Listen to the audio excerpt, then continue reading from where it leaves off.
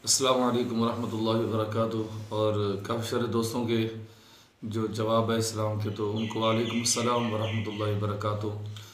तो काफ़ी दोस्तों ने ये सवाल किया कि अमूमन हमें जो है ना बच्चों को नज़र बद और बाज़ औक़ात बड़ों को भी जो नज़र बद जो है ना हो जाती है, तो उस हवाले से काफ़ी मसाइल होते हैं। तो उसके लिए क्या किया जाए? तो उसके लिए मैं आपको एक वजीफ़ा, बिल्कुल आसान वजीफ़ा है। तो सिर्फ़ इसके लिए शर्त यह है कि बावज़ू होना ज़रूरी है।